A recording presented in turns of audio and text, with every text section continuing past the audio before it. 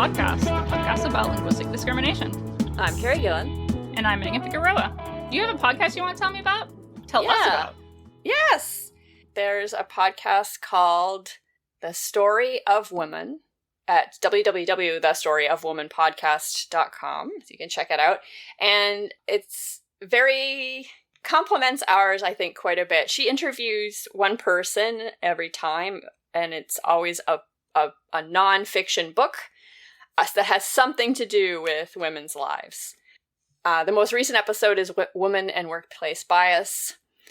Gil Whitty Collins, Why Men Win at Work. The book is called Why Men Win at Work, so that every episode is based around that. And I listened to a few episodes. One of them was Woman and Authority, Mary Ann Sieghart, The Authority Gap. And oh my God, if you want to hear a story about the Pope and the then female president of Ireland, gobsmacking story. Definitely need to check that out. That's not what I thought you were going to say. That's fun. It's infuriating. Let's put it that way. Yeah. Because it's all about how women are not seen as authority figures. So you can kind of probably figure out what the Pope might have done. Although, no, you probably can't. You probably can't figure it out. I can't imagine. No. So in this episode, there's also like, hey, what can we do about this? And there's like things that the governments can do, and there's things that individuals can do. So it's nice that it's not just individual blaming, because it's not really about individuals. Right. But one suggestion is stop mistaking confidence for competence. Love that. Oh, I do. Basically, men get further on bullshit. Women can't really get as far on bullshit. With some exceptions, we remember Elizabeth Holmes. But yeah, you just gotta wonder how much deepening her voice kind of huge. played into I it, am right? convinced. But it was 100% confidence and not competent. Competent. Yes.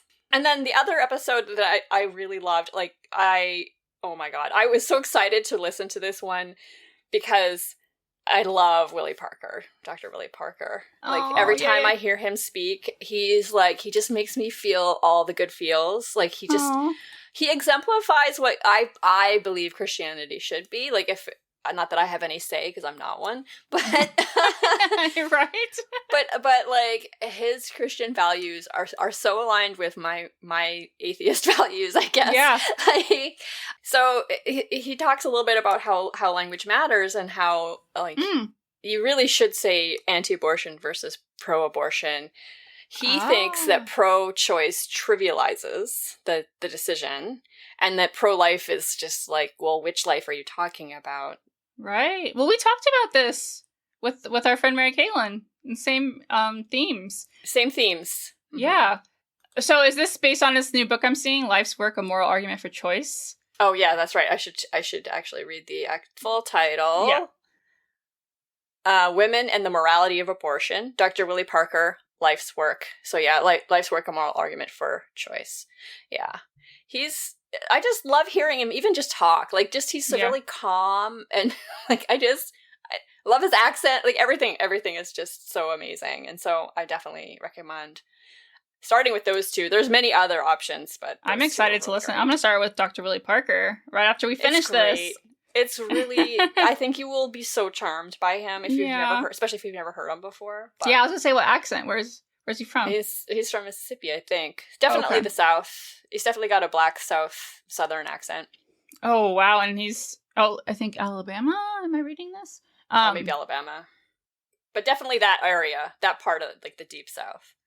Oh, an outspoken Christian reproductive justice advocate and abortion provider. One of the few doctors to provide such services to women in Mississippi and Alabama. And what a dangerous... So dangerous. But he believes in it so fervently that he's willing to take this risk. I mean, I know he's very careful. Yes. He has to be. Yeah, check out The Story of Woman, which is really great. I'm so excited. I don't know if you know this, but I love podcasts. I do know that. And I also love podcasts. Yeah. If it wasn't so obnoxious, I'd probably tell everyone that I'm a podcaster. Actually, you know what? Less obnoxious for us taking up space because, what is it? Still like 90% men in the podcast space. Do you know any numbers? It's still that bad. I don't. It might still be that bad. I'm not sure. It feels a little less that way now, but honestly, it could be just the podcast that I'm choosing. I still listen to podcasts that are hosted by men, but it's definitely not all of them. It's not definitely probably not even 50%. Yeah. Well, and to have 2 women too. So it's like, and this is all to say, listeners, that if you want to give us some support, I think we have Patreon. We do have Patreon. Good call. www.patreon.com/vocalfriespod, which we never talk about it. We don't talk about it enough. We don't talk about it enough because our confidence is a little bit low, but guess what? Competence is high. Our competence is high. Our confidence is going to get there. I don't even think my confidence is that low. It's just more like, that's right. It's a thing we should be definitely telling people about. We should definitely be telling people because people do want to support things that they like. And listen, Carrie is doing so much work, and do it for Carrie. Just do it for Carrie. Or do it for me, whichever one of us just really gets you to do it. Both of us together. Today's episode is so much fun. So fascinating. It's so good. And we talked for so long, and I could have talked even longer. It was so good. But yeah, I could have talked forever. Yeah. I can't believe it's finally the cuckasode. It's the cuckasode! Ah! Enjoy.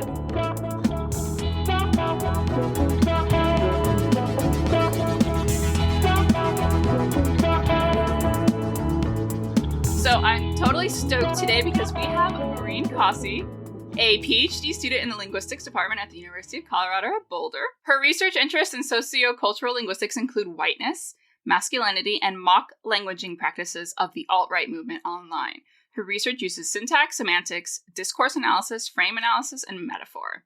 She's also the author of Ted Cruz Cucks Again, the insult term cuck as an alt-right masculinist signifier. Welcome, Maureen. Yeah, welcome. Thank you for having me. Oh my god, when I saw this title, I was like, "What? Can we have her on? This is..." Yep. And then I DM'd you immediately. Okay, well, let's start at the very beginning because, not everyone who listens is going to know. What is sociocultural linguistics? A great place to start because, we know about sociolinguistics. That's the main kind of subdiscipline of study that linguists get familiarized with. Sociocultural linguistics is a model of language and social life proposed by Mary Buckles and Kira Hall, I think in their 2005 paper on language and identity. And so Kira Hall is my advisor. That's part of the reason I say sociocultural linguistics is partly out of habit, but also because the paradigm of sociocultural linguistics does not only rely on linguistics, but sees itself as an interdisciplinary venture, including anthropology, comm studies, media studies, political science, all these different kinds of fields that often have to do with language, but don't typically use linguistics as their main lens to look at social life. And so the thing about sociocultural linguistics as a sort of research paradigm is that it's meant to be highly interdisciplinary and really values the kinds of contributions we can get from people in other fields besides just linguistics or just anthropology. Well, I love that because I think that all of those things are relevant at all times when it comes to language. Yeah, it's really incredible, like how much overlap there is and how much we lose when we silo ourselves out from other fields, because there's so many incredible insights, like looking towards, for me, learning more about cognitive science and what goes on in terms of people's brains has just been incredibly helpful on the socio end. And socio has there's just so many, not just like what lessons we learn from socio type work, but the kind of attitude that people who study social life bring into the study of language, I think is really critical and often brings in, concepts that more, what should I say this? Because more anti-social linguists kind of feel like isn't necessary because it muddies their data or, makes them slightly uncomfortable. And so I really appreciate the kind of work that you two do, and not just on this podcast, but in general, trying to bring people into conversation instead of continuing to entrench these differences that don't help anybody. Oh, yes. It's been my, a bête noire for the whole time I've been a linguist. We should at least talk to each other. Yeah. Even if we're not comfortable enough talking outside the field, which we should also do. But, Right. Anyway. So we're really happy to have you on. Oh, we are. And I think I heard in there basically, yes, white fragility gets in the way. Which is so relevant to what we're going to be talking about. It is so relevant. I guess just one more piece of background I think is kind of important to understanding your paper is, what is frame analysis? Yes. So frame analysis comes out of cognitive linguistics. It originates with the work of Charles Fillmore, who was the first one to propose a frame semantic model. And the most important thing to know about this branch of linguistic theory, or cognitive linguistics generally, is that it's focused on how meaning is constructed and understood between participants. So meaning is really central to this particular view of linguistics rather than form or formalisms. And frame analysis has to do with how we organize knowledge in our brains and how language figures into the organization of knowledge. So when Fillmore was describing frame analysis, he's pointing out, look, you have a word, right? But you don't understand a word just on its own terms. We understand words in context with other kinds of knowledge that we have stored in our minds. So an example of a frame would be the buy frame, B-U-Y. And in the buy frame, you have to have the event, which involves a person who needs to do the purchasing, somebody they have to purchase it from, potentially the person they're buying it for. But to know something about buying, you have to have knowledge of how commercial transactions work, how goods and services are distributed, that there is a sequence of events that goes into the buying action that involves things like money. So there are all these extra kinds of things you have to understand in order for a sentence containing the verb buy to make any sense to you at all. And so when I'm doing this frame analysis on the word cuck and its antecedent, perhaps cuckold, what I'm looking at is how the arguments are in the given sentence are structured. So when I say an argument, I mean in simple terms, the elements within the sentence that the verb requires for that sentence to make sense. So a verb like sleep requires one argument, someone doing the sleeping. Whereas cuck has a really complicated sort of frame structure, because cuckoldry is a concept that is very much tied in with histories of land ownership, lines of descent, but we'll get into that a little bit later. Within frames, there are also, Fillmore doesn't talk about this so much. He does a little bit, and but kind of hand waves other kinds of contextual knowledge and stuff away.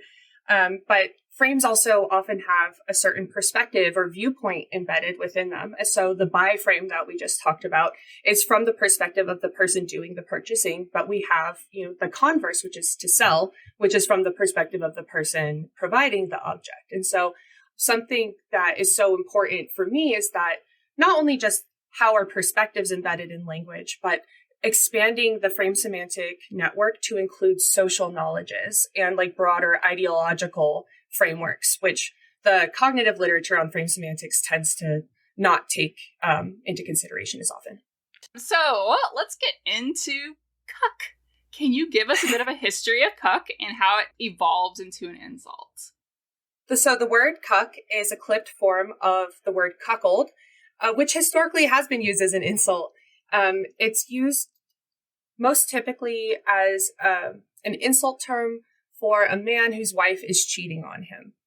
And historically, we hear about, Othello has a line about cuckolds. There actually somewhat recently, this is 10 years ago, Andy from The Office talks about being a cuckold in the episode where Angela cheats on him. But that's the most recent attestation of cuckold that I can see outside of pornographic context. And I'm a cuckold. For those of you unfamiliar with William Shakespeare, a cuckold is a man whose woman is cheating on him. I've lived the part. The word cuckold actually comes from a French word describing cuckoo birds. They famously would lay their eggs in other birds' nests. Little bitches? I know, rude. I know. But yes, and so the term has always had kind of pejorative connotations. And I argue in my paper that the cultural kind of cloud around cuckolding comes from a context of good old-fashioned heterosexual patriarchy. And way back in 1884, Engels argued that the material conditions of heterosexuality really emerged from things like the agricultural revolution, all of this excess that needs to be contained through things like lines of patrilineal descent. Where does land go? How do I spread out my belongings between all of my children? And how do I know that the children I have are mine? And in this worldview, women are straight up just considered property of their husbands and are meant to be treated as such. And so when a woman goes out of her way to cheat on her husband, this is not only humiliating to him, it says something about his masculinity or his manhood, but it also is a threat to his status as a white man or the status of his lineage. But cuckoldry was this incredibly broad theme. It occurred all over different, especially in Western Europe, I'm thinking mainly. But there were kind of cuckold festivals. The image of the cuckold was really common in a lot of plays. It was kind of this kind of figure, kind of like a Chad now. Just oh, there's that cuckold, haha, look at him, loser. And this kind of duped man was just this figure of ridicule throughout, the Middle Ages well up into the early modern period. And even now, that's that same kind of humiliation and stigma remains. But the word cuckold itself is somewhat fallen out of favor, especially I think around after the 1800s, we really stopped seeing it quite so much. And so I was fascinated when the word cuck started to appear. So I started doing this research in 2015, and I started looking around on far-right kind of social media hubs. The thing about far-right online movements is that they're not centralized. When we think about the white nationalist movements of the past, they were often geographically organized. People lived in communes or they lived in areas around each other and met up in person. But when we look at online spaces, there's no need for someone to stay on one platform, or because there's so much anonymization on the internet, there's really no way of knowing who circulates around to where. But most people move between social media platforms, especially on the far right. And so as I started looking at these websites, like 8chan, there was also an alt-right Reddit or subreddit at the time, which has since been deleted. And I just saw this word cuck everywhere. And I knew how it was related to cuckold because I had seen the word cuckold a lot in other, reading Shakespeare and things like that. But I noticed it being used in ways that do not seem to be immediately related to the idea of a cuckold. I had trouble getting from A to B. And so that's why I named my paper Ted Cruz Cucks Again, because that was the first instance where I was like, something really strange is going on here. I saw sentences or phrases like Ted Cruz Cucks Again. And while I could get a general sense of what that's supposed to mean, it obviously means something like to fuck up or to fail. And we all know Ted Cruz. So just by knowing stuff about Ted Cruz, I had to know it was something like him failing at some aspect of life. What was funny to me is I didn't understand that the alt-right hated Ted Cruz as much as anyone on the left hates Ted Cruz. So I guess the title of this paper is a little gift to everybody. So some of the funny things I noticed about it were that one, I had seen the verb cuckold around, and in the verb cuckold, you will always have to have a cuckolder and a cuckoldee of some sort. So she cuckolded him. Sometimes you even got he cuckolded him, he had sex with this other guy's wife or whatever. But it always had this really strict transitive structure where there had to be a subject and an object. But in this one, Ted Cruz Cucks Again, that's put into an intransitive form. So there's only Ted Cruz. And so the only logical kind of inference you can make is that maybe Ted Cruz is is cucking himself in this case. And so going from there, I was like, okay, so what does it mean to cuck in this case? And in context, I believe that he made a faux pas, or he said something stupid during the GOP runoffs for the presidential election.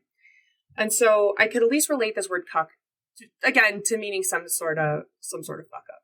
And so I started looking for more instances of cuck around because I wanted to see if there were any semantic or syntactic differences besides this intransitive thing going on between all of these newer instances of cuck and these historical attestations of cuckold.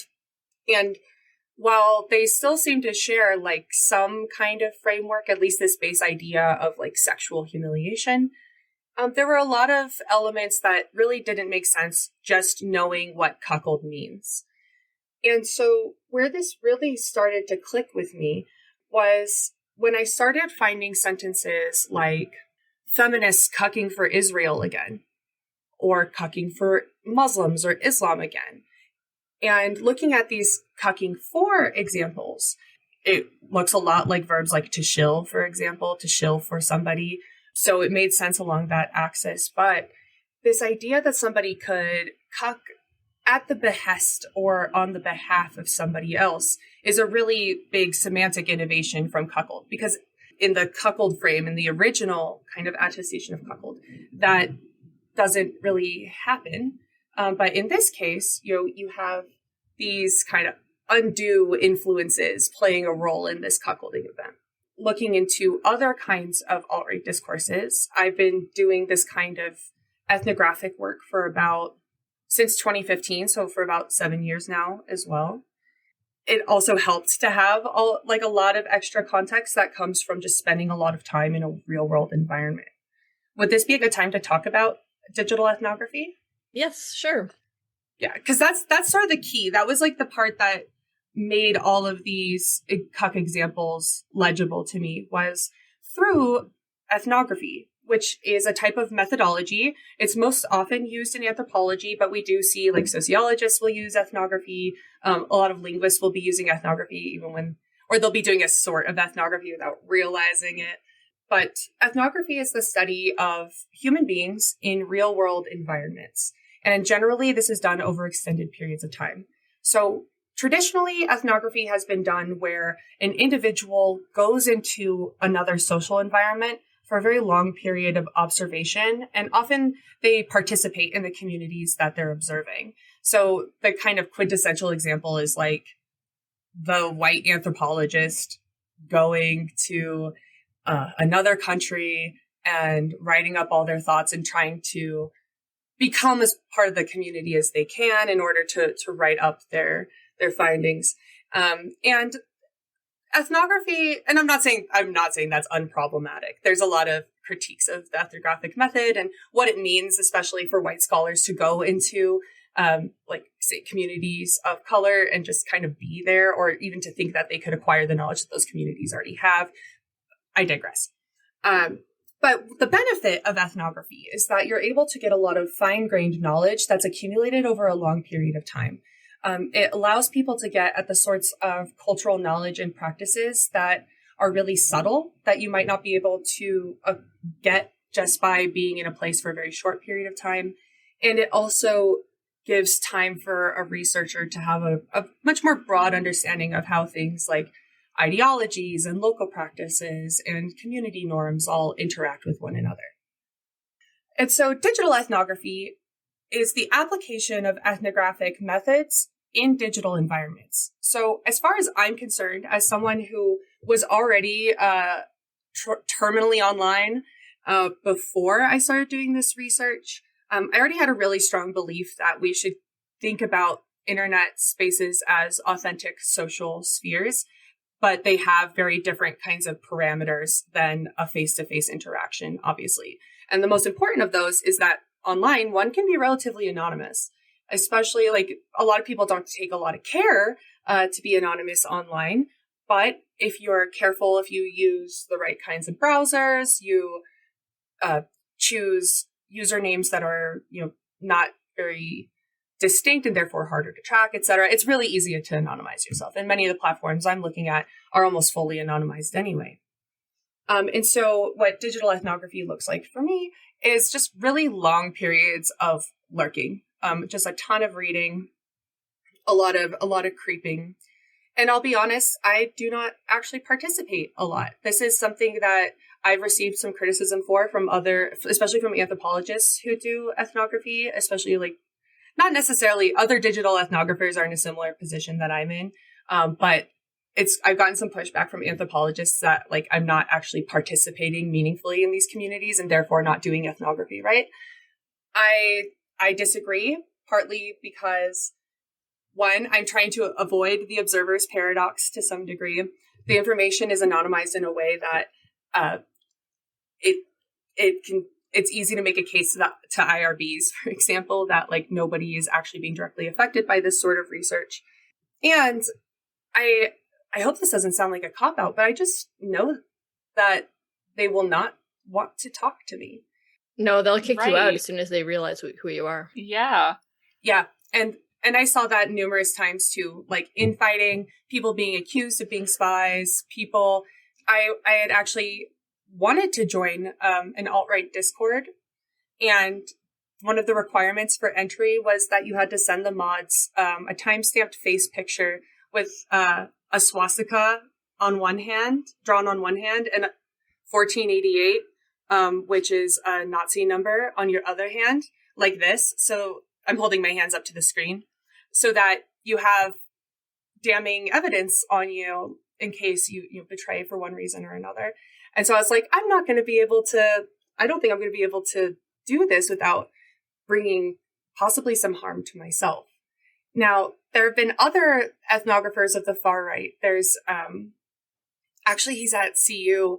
He's an ethnomusicologist. And I'm forgetting what his last name is, but that's okay because he actually argues in a paper released like a year or two ago that like researchers of the far right actually need to be sympathetic to their research subjects, that they need to make an authentic attempt to be in community with them and to an ethical obligation to view these subjects positively even, which I found was a very concerning proposition and something that would mean that only white men would be allowed to study especially not the far right in general, but like the white nationalist far right in the United States. Like by that standard, literally only the people who are the least equipped to make a good critique of that group would be the only people who would be allowed to do that. Yeah. That's exactly it. We don't need just white men in here giving their analysis. Because they're going to miss a lot.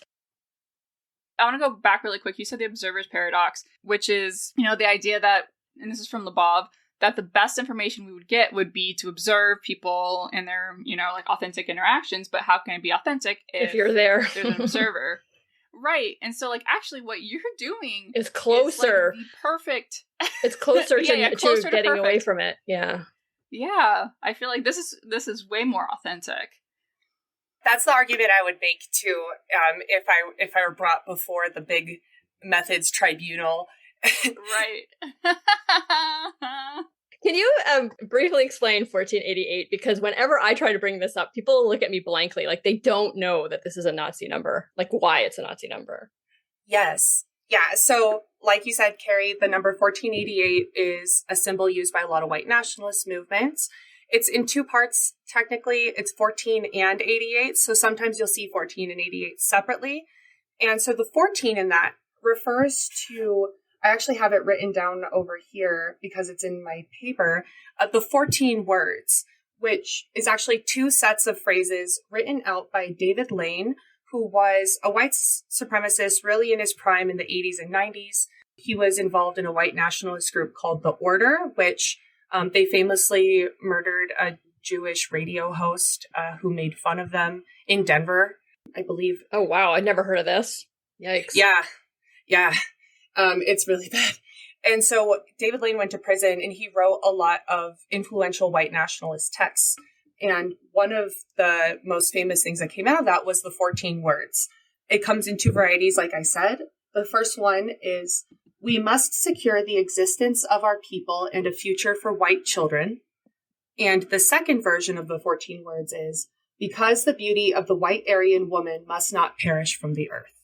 So the 14 words, there are a lot of sub imperatives within that, but namely this fixation on producing white children and protecting white women.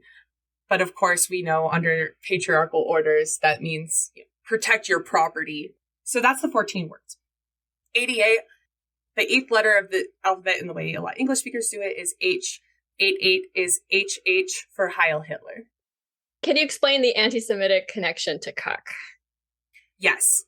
As I started to look at alt-right conspiracy theories, that got me into all this giant web of conspiracy thinking, because of course, it's not so much the actual beliefs as it is the logic that undergirds conspiracy thinking. So often conspiracy theories overlap, but pretty much, especially ones that originate in a Western context, almost any given conspiracy theory can be boiled down to Jews secretly run the whole world and they want to do anything they can to maintain that power.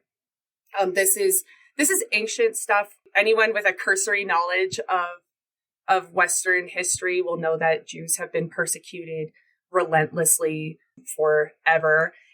In the 1800s, there was a document written, I think, in Russia called the Protocols of the Elders of Zion, which is really the base text of a lot of these later conspiracy theories, where Jews are scapegoated as being intrinsically evil and intrinsically hell-bent on controlling the world through any means, especially through things like the media, through money, and so on. And so that myth, it has been extremely persistent, as I'm sure we all know. And that anti-Semitism has, one, just never faded, period. But it gets revived constantly in these white nationalist movements and these Christian nationalist movements, and was revived again through the cuckold imagery. But the way it's revived here is not immediately obvious. When we look at these sentences, including cuck, there aren't these explicit references to Jews sometimes, or at least things that are coded as Jewish in the alt-right perspective. So when people are talking about Israel, we know that Israel and Jewish are not synonymous, but in an alt-right perspective, they are. And so when we see things like cucking for Israel, there's an implication that it's either, you're doing it for Israel, either because they want you to, is the implication here. And so I noticed as I was going through more of these cuck examples, that there is this idea that whoever's doing the cucking or whoever's being cucked, it is happening because there's some outward force causing it to happen.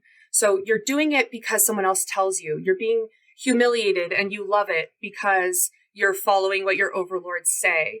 And that was the common critique. The most interesting thing about cuck, or one of the most interesting things, is that in my data, I see it most frequently used against conservatives. It's mostly a conservative on conservative insult for people like Ted Cruz, who are not considered sufficiently white supremacist enough for the alt-right factions.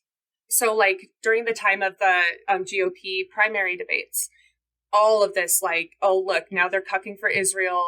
They're cucking for shekels. So there's often these, they'll use a lot of Yiddish and Hebrew words in their slang too, as a way of kind of being oh yeah, we see you. We know how to talk the language of our oppressors. It's really wild. Oh my God. Oh my goodness. I hadn't thought of it that way. Yeah. Right. And so as I started going, I eventually moved out of the more memey stuff and into the more serious writings of the alt-right. Because I was I'm not going to understand this stuff until I have an idea of what framework they're working from. And I don't want to say that there's one alt-right, because it's a very diffused group. There are people who will believe some aspects of these theories and not others. So I am generalizing quite a bit, but I'm focusing on these ideologies that are the most relevant and the most dangerous for us, as human beings. So I started looking into the more serious writings, and I started learning about this conspiracy theory called white genocide. There's also a kind of parallel overlapping conspiracy theory called the Great Replacement, but generally speaking, when white nationalists use these, they're used somewhat interchangeably. But the idea behind this conspiracy theory, again, at the base, Jews want to control everything. They are particularly threatened by whites and white men because in the alt-right perspective, white men are, genetically superior.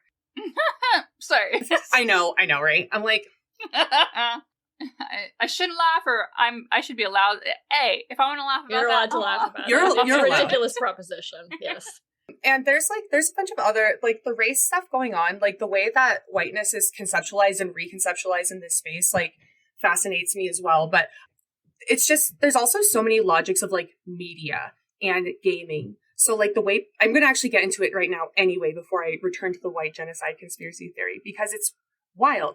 They do think of white people as, like, genetically superior, but I often also see white people kind of like, if you've ever played a fantasy role-playing game like Dungeons and Dragons, humans are, like, a very well-rounded class. They often will have an even distribution of abilities. They'll have, like, a shorter lifespan, but they're usually good all-around kind of characters, whereas you'll get your, like, half-orc who's got really high strength and, like, whatever, but low intelligence. They'll literally talk like this about themselves, white people kind of occupy that place that, like, human does in, like, a D&D realm, where they're just like, yeah, humans are, like, white people are honestly, the humans, they're good at strength. They're really smart, but they're not, like, too big and strong like the blacks. And they're not too smart for their own good like the Jews. And it's just this really, like, I don't know. It was really bizarre, because I came into that expecting this kind of framing where it's just like, whites are the best. But instead, it's like, some elements of the alt-right are not trying to create, but they're using an alternate framework that still presents whiteness as the best, but through a lens that might be more convincing to outsiders, perhaps. So returning to the white genocide conspiracy theory, the general theory goes that Jews, in order to maintain their global control, they need to convince inferior races to either get rid of white people, or they need to convince white people to kind of get rid of themselves. And so this could be through things like migration is often cited as part of the Great Replacement, for example. That's the version of the theory that's more common in Western Europe. It's this idea that, like, there's a big globalist conspiracy to flood our countries with brown people and to replace the native white populations. So either, like, through migration waves, we're seeing right now this huge moral panic around transness and trans people. And I, unsurprisingly, have seen a lot of people on the gender critical, I'm doing that with the huge finger quotes for people who can't see me, where they're talking about, big pharma, trying to make our kids trans so that they can profit endlessly, or other, like, especially Christian nationalists saying they want to make our kids gay or trans because they don't want them to have children. Or feminism. Feminism is also part of the white genocide conspiracy, because by convincing women that they're more valuable than they are, we're preventing white men access to these uppity white women who are going out. And so then now we're getting to where Cuck comes in. All these white women are going out and having sex with brown men, which is the worst thing that... My mom did it. It's the worst thing, like, a white woman can do, but also, like, women should be treated like children, and they're too stupid to figure out what is really good for them. So they need strong white men to guide them towards their actual place as, like, good white women. So this theory of cultural or white genocide, like, it looks nothing like like any other real genocide that's happened. But it's a really, really persuasive form of rhetoric in the far right. This is not just, like, an academic conversation. If you recall the Buffalo supermarket shooting in May of this year, an asshole white supremacist who believes in the Great Replacement, has this, like, manifesto, and it says he wants to kill black people to fight against the Great Replacement. But his weapon was also had the insignia 14 words on it. So just like what you were talking about earlier, it's all connected, and this rhetoric must be very convincing, because this is an 18-year-old already getting into this fight, the quote-unquote fight. Perfect age, right? The younger, the easier. And before Buffalo, it was also, like, the El Paso shooter cites the manifesto, or not cites the manifesto. They wrote the manifesto, but, like, references the Great Replacement. The Christchurch shooter also his manifesto is also titled The Great Replacement. How far back does this go? I mean, like within these like alt-right communities where they're starting to quote or cite this as their motivation. I noticed it from the beginning. And one thing that a lot of people don't know, partly because white radical organizing has just been kind of ignored. It's been ignored by the government. It's been ignored by people. And it's really frustrating because this is just the ultimate manifestation of white supremacy, that actually dangerous white men are just treated like normal guys with average grievances. But what a lot of people don't know is that white nationalists or white supremacist communities were some of the first ones to really get into the internet as an organizing space. Like, they immediately saw the benefits of a place where they could discuss, where it could be relatively anonymous and it could be decentralized so that you're able to connect with people over a much farther geographic space than maybe you would normally. And so like the KKK had an early online presence. There were a lot of different white nationalist kind of websites around. And so in a lot of ways, the contemporary alt-right really is just a continuation of white nationalist organizing in the United States. Though people, especially the mainstream media, really treated it like it was a very unique, new phenomenon, only because they weren't ever paying attention or cared in the first place. They were just like, oh, the Nazis learned how to make memes. How exciting. Let's broadcast this to everyone everywhere. A lot of people think of the internet, even though it's not, as ephemeral. How is that working to your favor or not? Or what's going on in these spaces? Is there some sort of dump where they delete stuff, etc.? Yeah, it's funny because in a way, yeah, like the internet is really ephemeral. A big problem that I have or I run into, it's not really a problem. This is a problem for people who specifically want to do this kind of research, is that platforms will dump people all the time. People get banned, channels get banned because these groups, I mean, what's wild is we know from social media speech policies that people are allowed to say a lot of really messed up stuff. And so it's not so much that they're saying messed up things that get them kicked off of platforms. It's when they start doing things that violate terms of service. So agitating for race war is just fine. But once you dox somebody, now your subreddit's gone. And so it's good in a way that these platforms are being removed from the public. And at the same time, because they'll often get moved or people will, change usernames, people are often naturally very suspicious in these groups. Like, there are a lot of jokes where it's like, oh, the CIA has all of our names written down. They're waiting for us. And I was like, if the CIA fucking cared about this, we would know by now. But so they genuinely, a lot of them see themselves as persecuted, even though we know, in the zoomed out, that they're not. And so this makes it difficult to do this kind of research because, one, you have no guarantee that's the same participants in any given space. This is not necessarily a problem in my view, but in terms of ethnography, in an ideal world, you would want to have a more tangible sense of community. Something that I like to explore is how decentralization works in these spaces too, where, of course, this isn't going to be like a typical community for a lot of reasons, or an in-person community.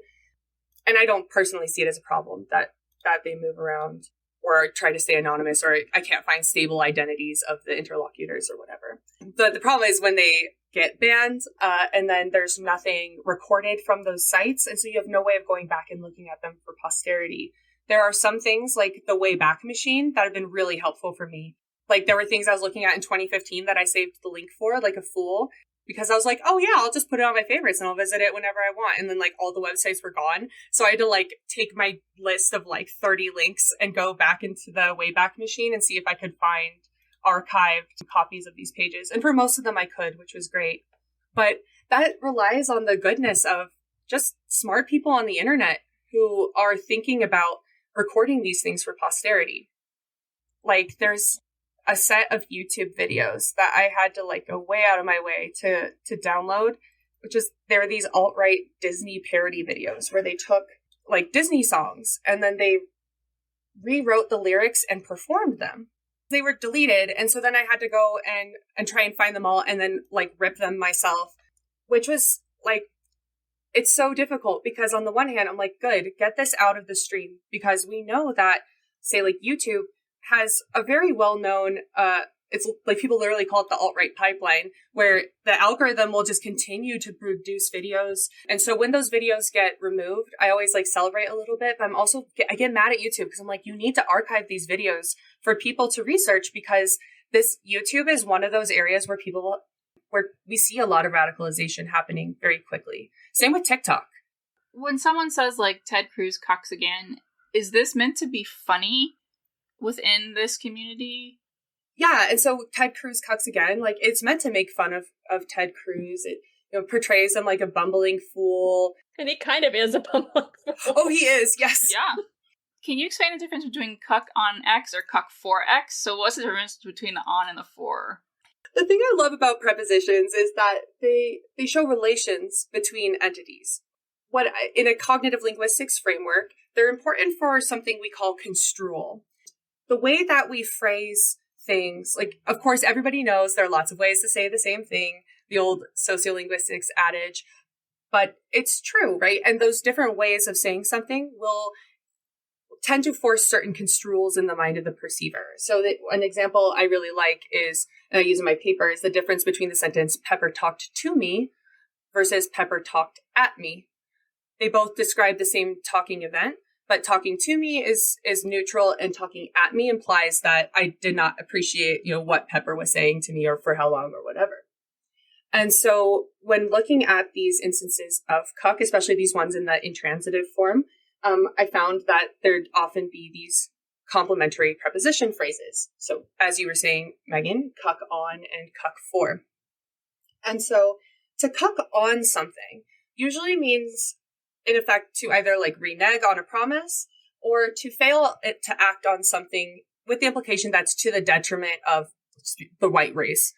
So some examples I have at this was a tweet directed at Donald Trump saying, "Stop cucking on guns and race."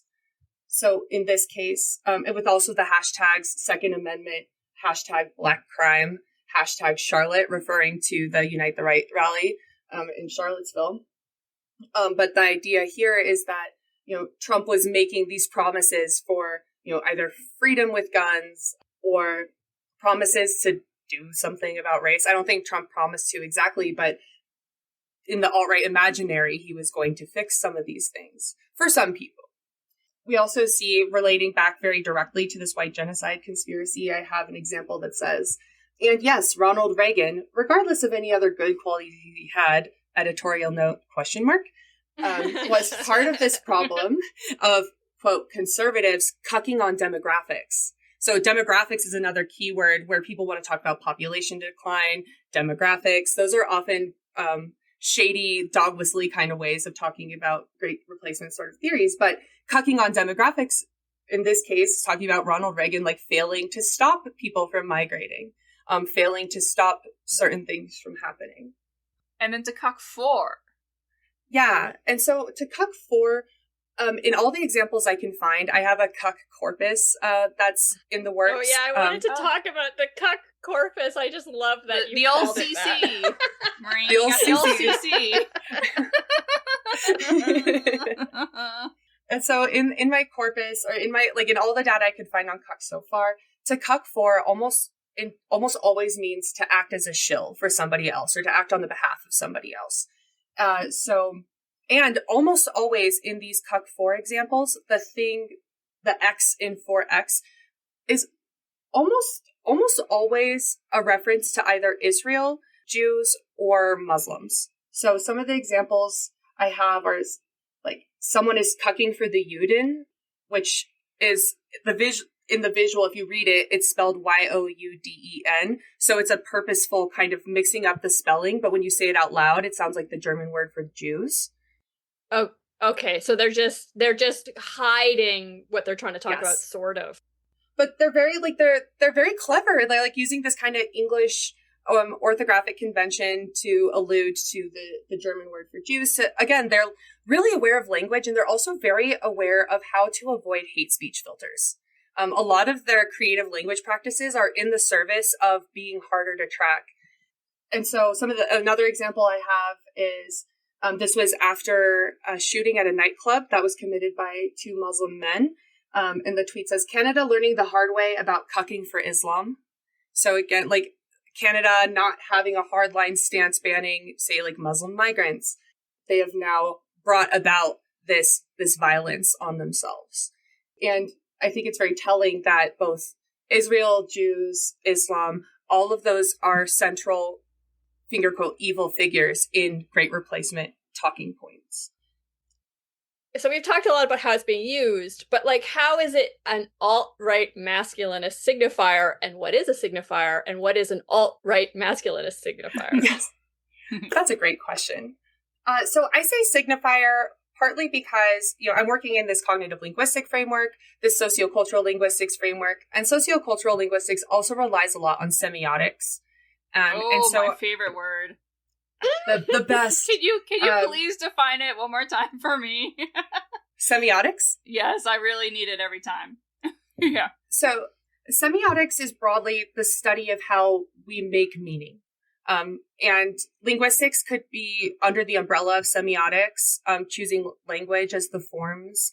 But semiotics could also, so I call the kind of research I'm doing in here multimodal semiotics, because I'm not just looking at language as my data, but I'm also looking at visuals. So I'm looking at memes, I'm looking at pornography. So there's all these different elements that couldn't just be neatly subsumed under language. And so the reason I use the word signifier is that I'm not just referring to the word cuck and how it functions as a word, but I'm also thinking about the framework of cuck, which involves all of the imagery, all of the embodied elements, including things like pornography. And so cuck means something more than just the word itself. There's also because there could be cuck memes that don't actually say the word cuck in them, but are obviously having to do with cuckoldry as its framework. And so when I say signifier, this lets me talk about a much wider range of phenomena than just words. It's really important understanding what people mean when they say these things, and looking at the memes, because also just looking at the language itself, looking at all these cuck examples, I think there are some where you could easily infer a racialized meaning to cuck. But where it really starts to come out is through the memes. When you look at any cuck meme, it invariably involves, a white couple who have brown kids, and the implication is that the wife is secretly having sex with a black man behind the husband's back, and he's just like, oh, I love my wife, like a dupe or something like that, or worse, in the alt-right imagination, he likes it, which would make him the most abject kind of white man. And so the memes are where we really see the interracial imagery, like the imagery of brown people sexually assaulting white women while white men watch. Like, those are the kinds of memes we'll see. So that's why I use signifier.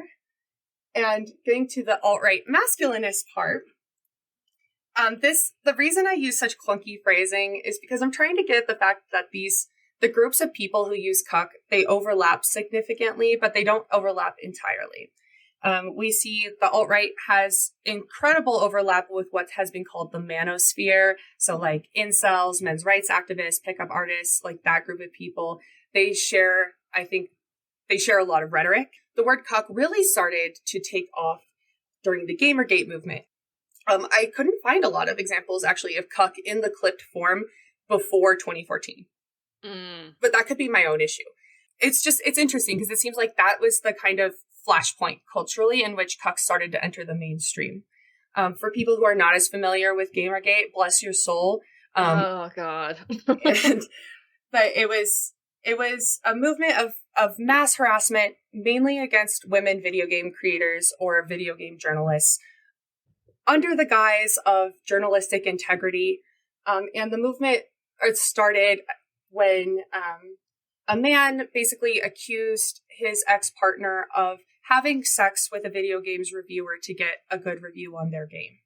There was already this really fermenting misogynist gamer movement already. But after that moment, it became just this huge, public, I don't even want, a disaster of just women, especially women. The person who was at the very beginning of this, Zoe Quinn, is non-binary.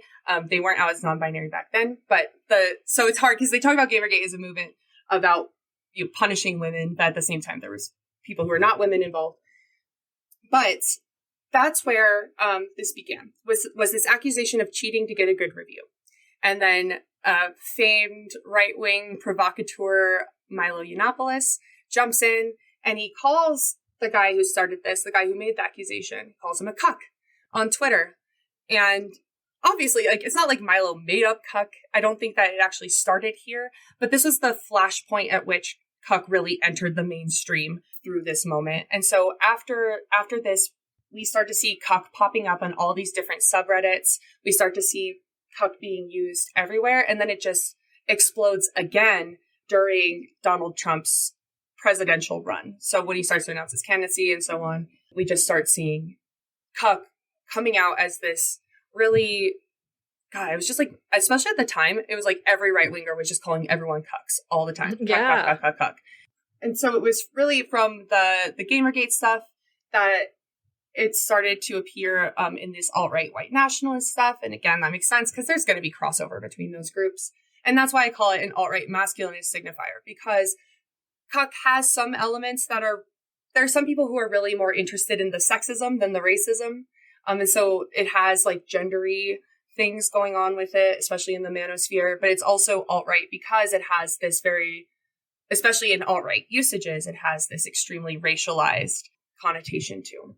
And it's, I think, most iconically associated with the alt-right at this point. Yeah. Well, this has been amazing. Thank you. You both are a delight. We always leave our listeners with one final message. Don't be an asshole. Never. Don't be an asshole.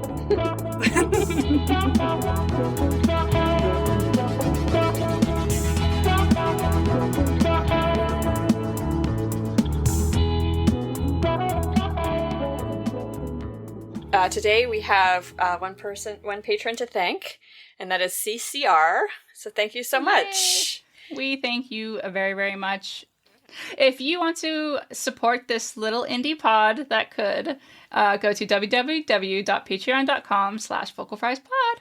And we have so many bonus episodes at this point. Yeah, So 50-something bonus episodes, and there'll be a new bonus episode coming out soon. I think we are like getting better at them somehow. Like, I think they're just getting more interesting. Well, they're more interesting to me anyways. I don't know. I know. Well, maybe we're like just thinking outside the box more of what we'll talk about or how we'll talk about it or something. Yeah, maybe. But they've been more fun to do.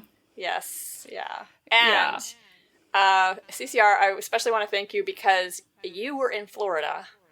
And that's, I was before Ian hit, but just know that I'm thinking of you. We're thinking of you. Yeah, absolutely. And your loved ones. And oof, yeah. It's rough times. Definitely. Anyway, thank you so much, everybody. Thank you. The Vocal Fries podcast is produced by me, Carrie Gillen, for Halftone Audio. Theme music by Nick Granum. You can find us on Tumblr, Twitter, Facebook, and Instagram at VocalFriesPod. You can email us at vocalfriespod@gmail.com, and our website is vocalfriespod.com.